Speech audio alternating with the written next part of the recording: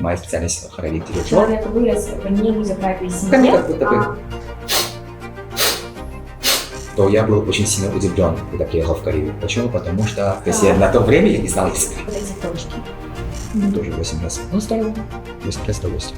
Также мы делаем упражнения дыхательной гимнастики. Ну, это будет тяжело понять, да, но И как с этим справляться?